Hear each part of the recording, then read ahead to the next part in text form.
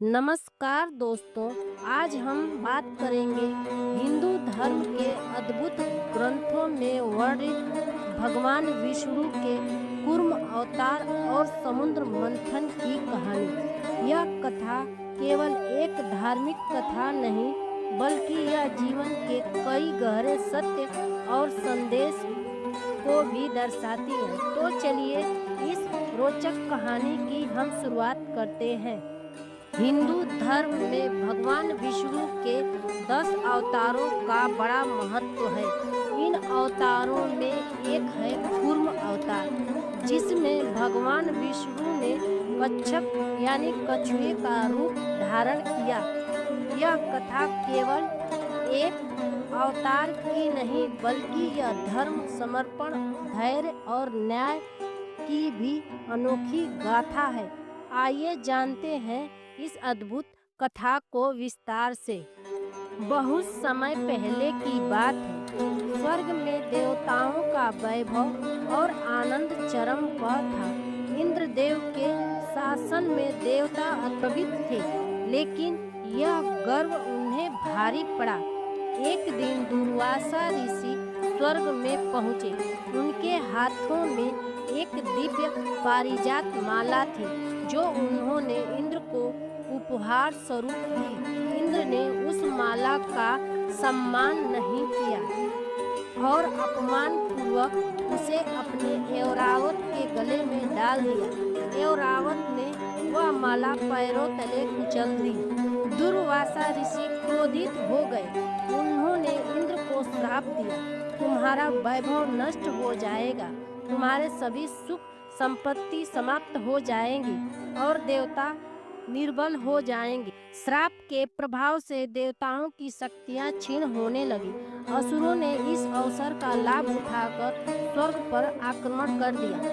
देवता पराजित होकर विष्णु भगवान की शरण में गए। भगवान विष्णु ने देवताओं को आश्वासन दिया और कहा, समुद्र मंथन ही एकमात्र उपाय है जिसके द्वारा अमृत प्राप्त होगा, जो तुम्हें अमरत्व और शक्ति प्रदान करेगा।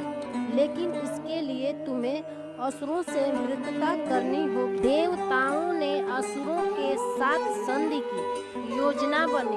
मंदराचल पर्वत को मथनी और बासुकी नाग को रस्सी बनाकर क्षीर सागर का मंथन किया जाएगा।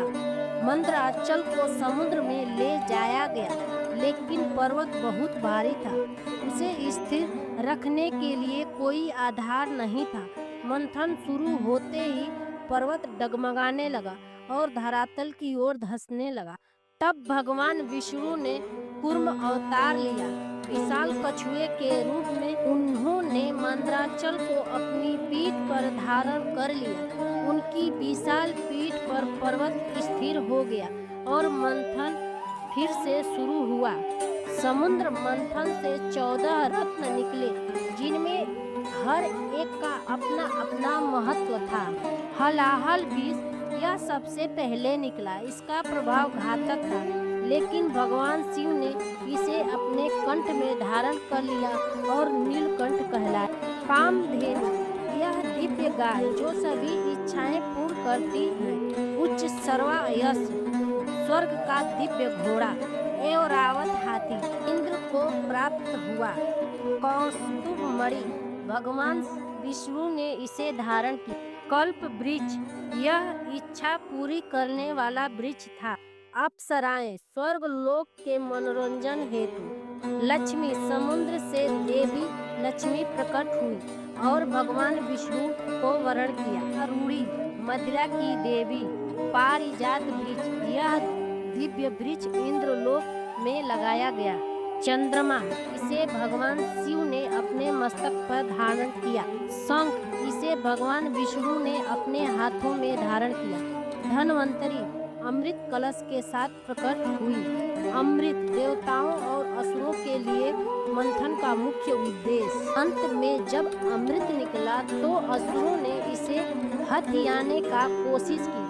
भगवान विष्णु ने मोहिनी रूप धारण कर उन्हें मोहित कर दिया और चालाकी से अमृत देवताओं को वितरित कर दिया।